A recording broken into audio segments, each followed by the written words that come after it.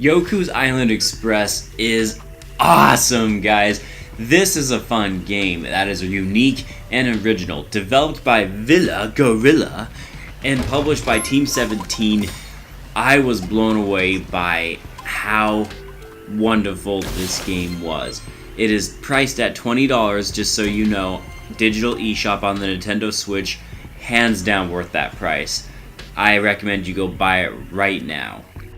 And I believe it's available on other platforms as well, so if you don't have a Nintendo Switch, great news, you can play this game. Now, the story goes as such. You play as Yoku the Beetle, who is sent to this island to become the head postmaster of the island, but as soon as you arrive, stuff goes down, and this creature, known as only the God Slayer, basically ends up attacking the god and aka the protector of the island, and now you as Yoku must travel via pinball to go around the island. That's right, pinball, to save the day. This is a pinball platformer. This is not a normal platformer. You can't jump in this game. The only way you can get up and around things is through basically pinball. It is absolutely cool. I don't know if that's a actual pinball that Yoku's carrying, or if that's, you know, since he's a beetle, his a really hard piece of feces. But I try not to think about it too much. I just go with the whole fact that you get to travel around an entire island while playing pinball. That's awesome, okay? Let's just take that in for a moment of how awesome this concept is.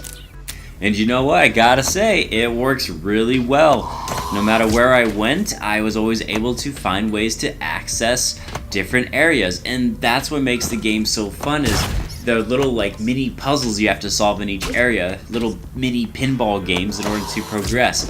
And as you progress, you'll acquire new items which will give you more abilities. For example, Yoku will be able to learn how to swim down the road. He'll need to be able to collect fruits, so he'll have to acquire a larger wallet so he can purchase things.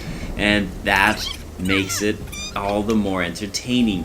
Every item you get in this game will help you to solve puzzles to get you to the next area, but it'll also allow you to backtrack to your previous locations and unlock more areas that you couldn't have previously.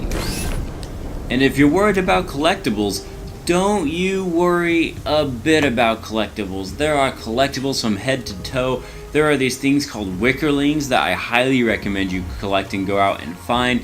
Like I said, you also need to get a bigger wallet, so you need to collect fruits along the way. And after you're done collecting fruits, you see those mailboxes on the screen? Well, you'll get a postmaster's bag later on, and you can start delivering the mail. Then those packages to deliver. There are side quests to do outside of the main campaign.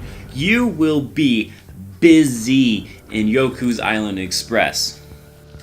And if you're wondering if the side quests and the extra collectibles are worth your time and effort, yes they are. They are definitely worth your time and effort. The side quests will usually give you extra items or boost your items that you own. There's different customization skins for Yoku's pinball. That's what I'm going to go with. It's his pinball, not his pile of feces. He's a beetle, okay? I can't help but think that. But you can change the color of his pinball, and I don't want to spoil anything, but if you can get all the wickerlings, you're in for what I considered a decent surprise, so I do recommend that. The campaign itself, getting through the campaign sections of the game, isn't necessarily the longest, but it's all of these extra side quests and collectibles that will extend the playtime out to a very, very pleasant amount. You'll definitely get your $20 worth, especially if you go for the completionist rating, essentially. Now, there was one big drawback to this game, and one really small drawback. And the small one was the fact that the frame rate would just completely die when I use these things called beehives. You can use beehives, yes, that's right, beehives, to transport fast through certain areas of the island. On the Nintendo Switch, it went so fast though that I had to load in to the next section and it would freeze the game up. That was kind of annoying. But the big thing that I had a problem with had to do with the pinball aspect. As fun as all of this pinball adventure game is, you would think a pinball game would have a pinball-esque machine, one that where you can keep a score and collect a bunch of points and do all that while you're traveling through your adventure. and that isn't on here. It's just basically mini pinball puzzles, and that's fine. It works really well in the game, but I feel like when you have this great concept, where's the pinball machine with a score attack? That little bit of added feature, I think, would have just sold this game all the more for me. Alright guys, that wraps up honestly my review of Yoku's Island Express. I don't want to go too heavily into the story or spoil anything and talk about what you get for completing the game 100% or anything like that. So let's give this game a score, and I do letter grades, you know, A being the best and F being the worst, and I give Yoku's Island a B+. It is awesome. It's worth the $20, and I gave it a B+ because even after going through all the collectibles and the campaign and everything like that, I just wanted a little bit more out of the game, just a little bit, and that would have given it a higher score. Alright guys, that's it for me. Thank you so much for watching. If you enjoyed this, be sure to leave a like and comment down below what you thought of Yoku's Island Express, or if you'll be picking it up.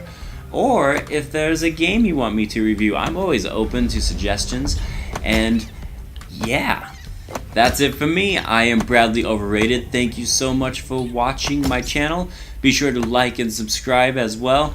And I'll see you guys on the next Overrated review or whatever video I choose to do. Seriously, I'm a pretty random guy right now. Just saying.